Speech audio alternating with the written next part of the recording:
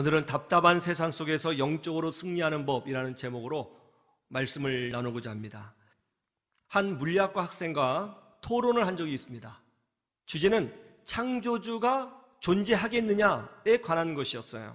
그 당시에 저는 그 물리학과 학생에게 존재의 근원에 관하여 질문했고, 그는 자기가 아는 한 충실히 답변해 주었습니다. 또 반대로 그가 하나님에 대해서 질문하면 저는 제가 아는 한에 하나여 충실히 답변을 해 주었습니다. 정말 하루 종일 주거니 받거니 토론을 했던 것 같아요. 그러나 그는 토론 내내 존재의 근원이 무엇이냐와, 그리고 왜 이 우주에는 너무나도 정교한 원리와 법칙이 숨겨져 있느냐 하는 것에 대하여 충분히 답변하지 못했습니다. 이 우주가 우연히 생겨났다면 어떻게 우연 속에서 법칙이 나타날 수 있겠느냐, 수학으로 계산해도 충분히 증명할 만한 그런 정확한 원리와 법칙들이 어떻게 존재할 수 있겠느냐에 대하여 그는 충분한 답변을 내놓지 못했습니다.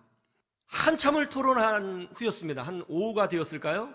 그러다 그 학생이 굉장히 쿨한 학생이었어요.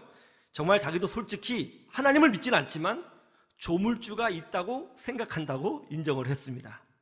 저는 내심 기뻤어요. 드디어 내가 이겼구나. 그리고 저는 그 청년이 이제 조물주가 있다고 생각을 하니까 교회에 나오겠구나, 그리 생각을 했습니다. 그런데 그가 하는 말이 뭐냐면, 조물주가 있다고는 생각을 하지만 절대로 하나님을 믿지 않을 것이고 교회에 나오지 않을 것이라고 얘기했습니다. 자기는 가기 싫다는 것입니다. 그때 그 청년이 이해가 되지 않았습니다. 세상 사람들은 정말 하나님에 대하여 무관심합니다. 그리고 기독교의 본질과 실체에 관하여 완전히 무지합니다. 이 코로나 기간에 왜 굳이 기독교인들은 예배를 드리려 하느냐고 반문합니다. 질문합니다. 공격합니다. 그까진 예배 뭐가 그리 중요하냐고, 그거 몇 번 빠지면 안 되겠느냐고 그렇게 이야기를 합니다. 우리가 철저히 방역도 하고 마스크도 착용하며 어느 공공기관 못지않게 나름 최선을 다하고 있다고 말을 해도 왜 너희 기독교만 그렇게 유별나느냐고 우리를 힐난하며 공격하고 있습니다. 비판합니다. 또는 이런 말도 서슴지 않게 합니다.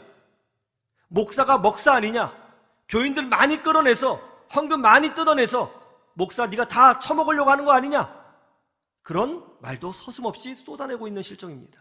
그것이 아니라고 아무리 설명을 해줘도 들으려고 하지도 않고 오히려 끊임없이 조롱하며 공격하고 있습니다. 나름대로 최선을 다해서 설명을 해주고 또 기독교인에게 예배가 얼마나 소중하고 그것이 우리에게 얼마나 능력이 되는지 이야기를 해줘도 이해하려고 하지도 않고 귀를 닫으며 소리를 치고 우리를 공격하고 비난하고 조롱합니다. 왜 세상은 우리의 말을 들으려고 하지도 않고 이렇게 공격하는 것일까요? 우리는 이 세상 속에서 답답함을 느끼고 있습니다. 왜 세상은 같이 이 사회에 살고 있음에도 불구하고 우리에 대하여 조금도 귀를 열어주지 않는 것일까요? 왜 그들은 하나님에 대하여 그렇게 설명을 해줘도 관심이 없는 것일까요? 그 이유가 뭘까요? 오늘 본문에 그 이유가 아주 명확하게 나와 있습니다. 그 이유가 뭡니까? 첫째로, 인간은 영적으로 완전히 무지하기 때문에 그렇다고 성경이 고발하고 있습니다. 인간은 영적으로 완전히 무지하다는 것이죠. 우리 10절에서 11절을 보세요. 예수님이 창조주 하나님이시죠. 예수님이 완전한 하나님이 되십니다. 예수님이 세상을 창조하셨습니다. 그 창조주 하나님께서 이 땅에 오셨습니다. 그런데 어떤 일이 벌어졌다고요? 세상이 창조주 하나님을 알아보지 못합니다. 하나님이 눈앞에 계십니다. 그런데 하나님을 알아보지 못합니다. 왜요? 영적으로 완전히 무지하기 때문이라고 성경은 말씀하고 있는 겁니다. 이것이 인간의 실존이라는 것이죠. 영적으로 무지한 자입니다. 깨닫지 못합니다. 봐도 알지 못합니다. 창세기 6장 3절 한번 찾아보세요.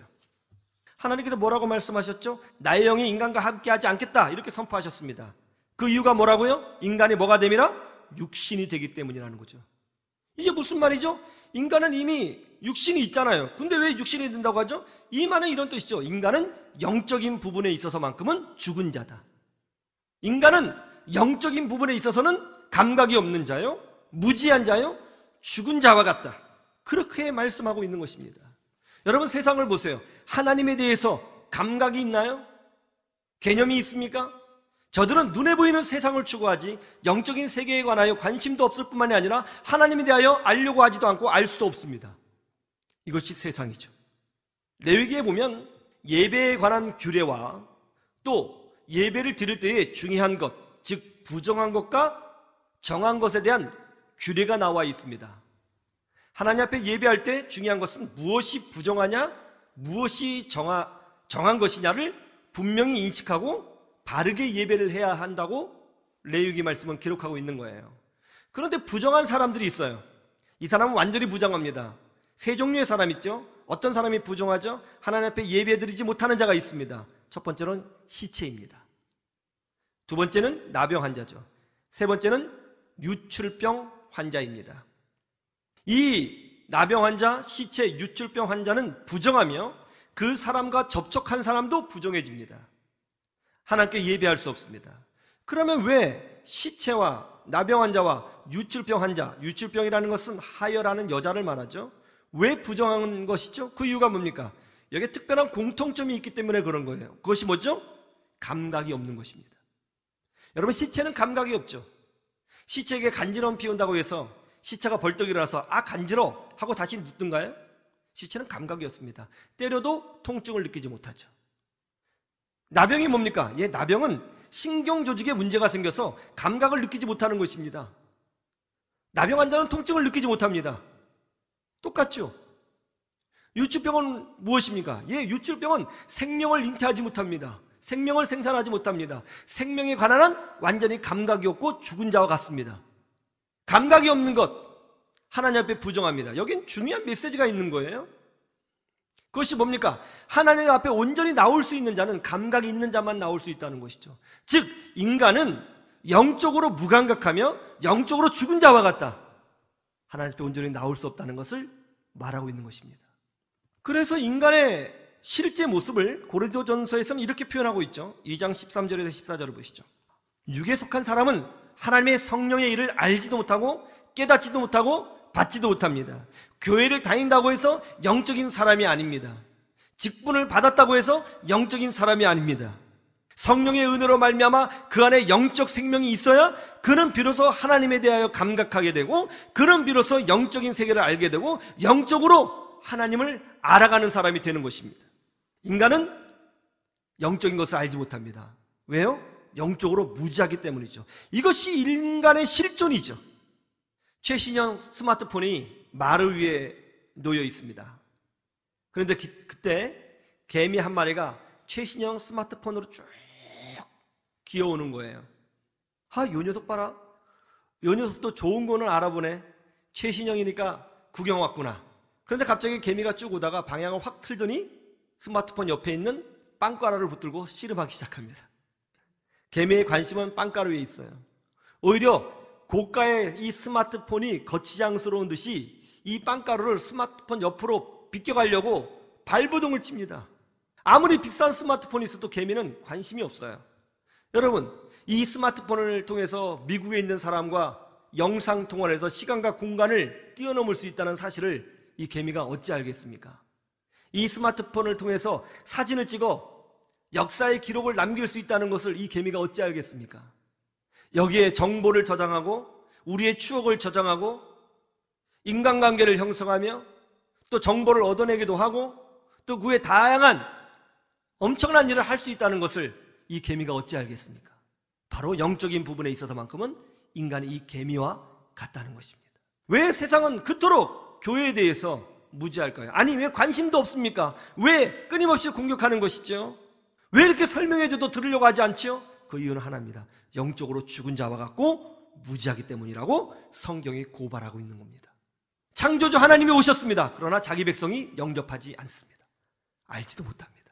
아니, 하나님이 오셔도 알아먹지 못하는 인간이 어떻게 우리가 말로 설명한다고 해서 영적인 세계를 알겠어요? 세상은 영적으로 무지합니다. 그래서 우리는 이 세상에 살 때에 답답함을 느낄 수밖에 없습니다. 그러나 우리가 답답함을 느낀다고 해서 우리는 세상을 정죄하는 사람이 되는 것이 아니라 오히려 영적으로 무지할 수밖에 없는 이 세상을 불쌍히 여기고 긍휼히 여기고 그들을 품어주며 복음을 전하는 사명이 나에게 있다는 것을 깨달아야 한다는 것입니다. 세상이 교회를 비난합니다. 욕합니다. 여러분, 세상이 교회를 비난하고 우리를 조롱하고 욕하는 것 때문에 절대로 낙심하거나 아파하거나 좌절하거나 그 소리에 끌려갈 필요가 하나도 없습니다. 위축될 필요가 하나도 없습니다. 영적으로 무지해서 그런 것입니다. 그러므로 오히려 우리는 품어주셔야 합니다. 오히려 내가 복음을 통해 저들의 죽어있는 영혼을 깨워야 하고 저들의 영적 무지를 깨워줘야 한다는 사실을 인식하시고 전도의 사명자로 살아야 하는 것입니다. 이 믿음으로 승리하시기를 주님의 이름으로 축원합니다.